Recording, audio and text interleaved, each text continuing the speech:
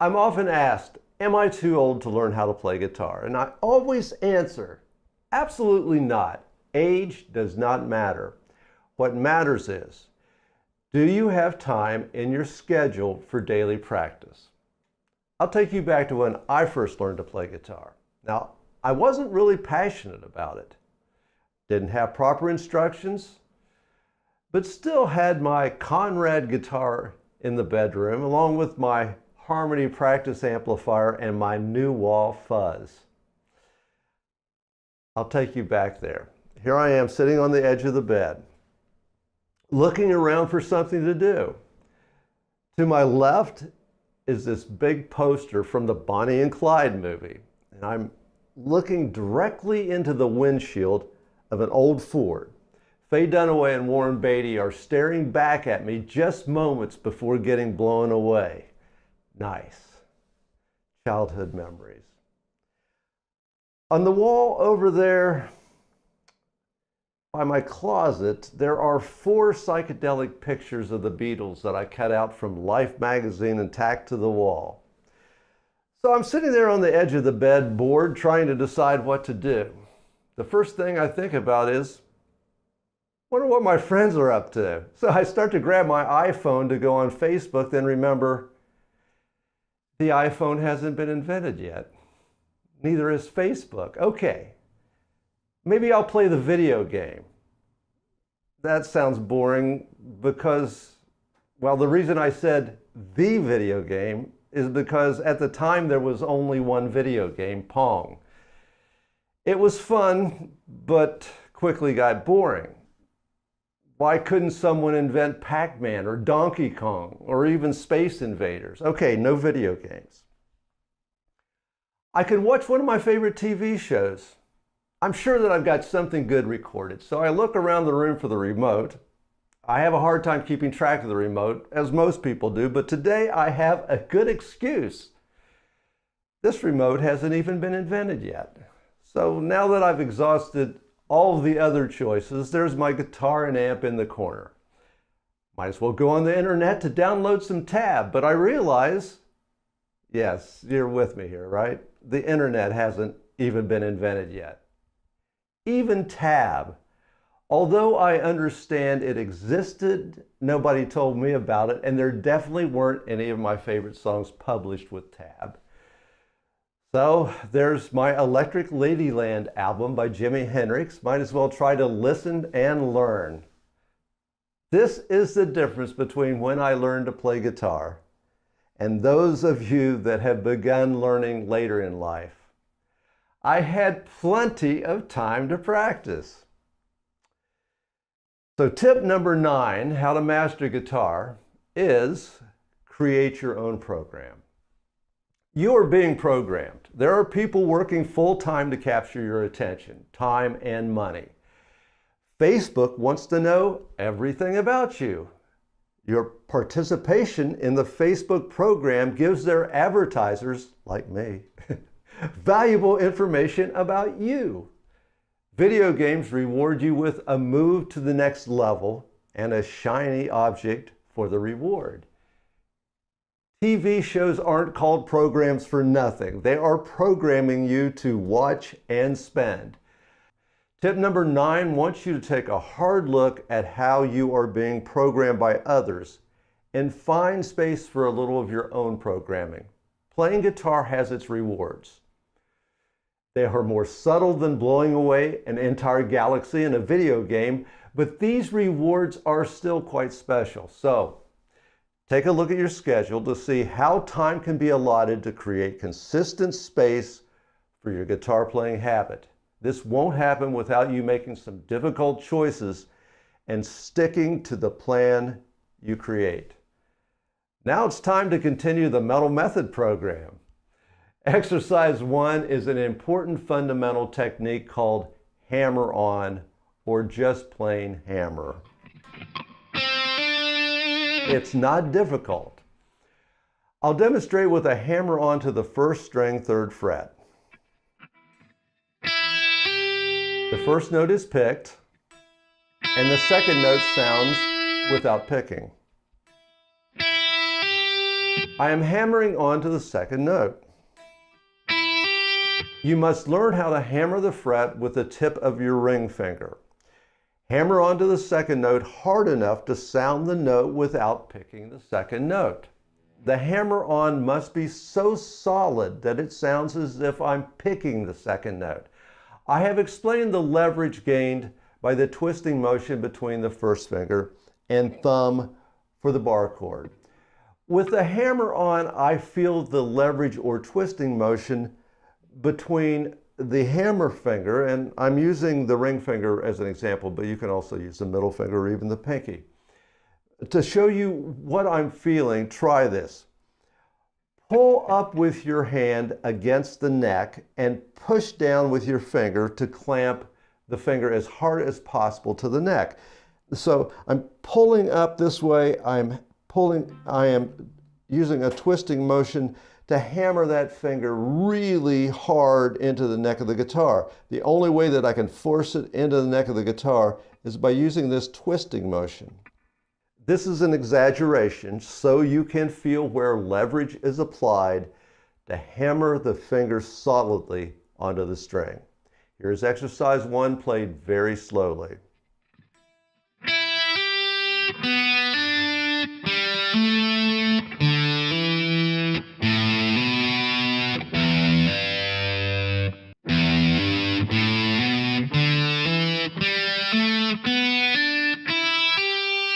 Here's exercise 1 with the animated tab.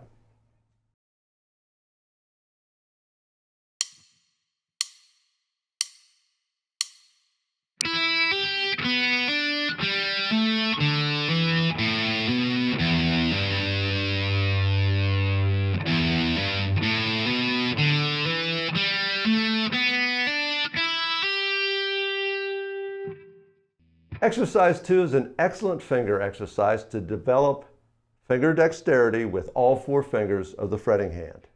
One of my first guitar instructors, Andy Ketterman, taught me this one. Andy died at a very young age in a traffic accident. I've shared this exercise since the first version of my Metal Method course in the early 80s and always considered it as something Andy unintentionally shared with the world. Play this one all the way up to the 12th fret, then back. I call this 0, 2, 1, 3, 2, 4, 3, 2, because as you see, these are the fingers that I'm using. Open, 0, 2, 1, 3, 2, 4, 3, 2. 0, 2, 1, 3, 2, 4, 3, 2. 0, 2, 1, 3, 2, 4, 3, 2. 0. Keep doing this same movement, moving up or down the neck 1 fret with each repetition. For this to be most effective, do it on a different string each day. Here is the exercise at 80 beats per minute.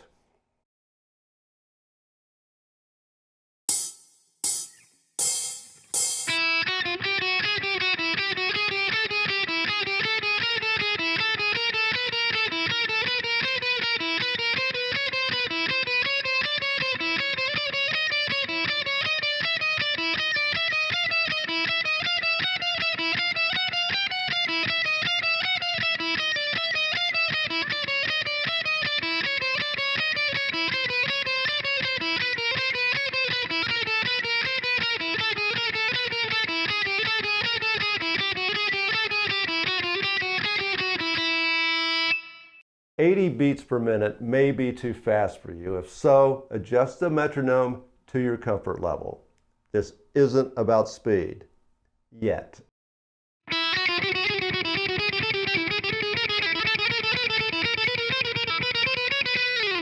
Don't play it any faster than you're able to do so without making mistakes. Over time, gradually increase the tempo. The vibe of exercise 3 is from Neil Young's Southern Man.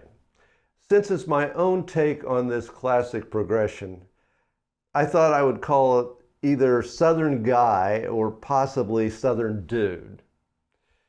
Went with Southern Guy. I'm showing how to change the note on the first string for a great acoustic guitar sound that's similar to many other songs.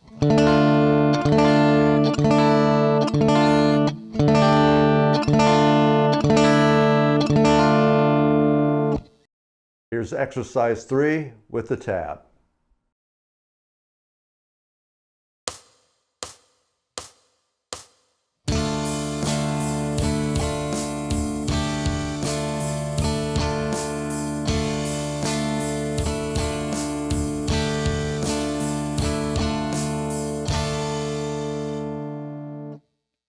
Exercise 4 isn't an exercise, it's a chord chart. This includes the most common open chords. Now, this chart is intended to show all of the open chords that you've learned and a few you haven't. As I was putting it together, I decided to focus on how I play these chords instead of showing some of these as open chords that I never play. I wanted to make this a practical list. I'll show you what I mean. In previous versions of the course, I showed the F open chord played like this. I do play it like that sometimes, especially when changing from an open C to the F. It works because the fingering is so similar. This chord change is very easy for me. Now, many beginners find this F to be difficult to play. So I chose to include the F bar chord. Notice that it's the exact same chord on the first 4 strings. It's just easier for some people to play. An open B chord is usually taught like this.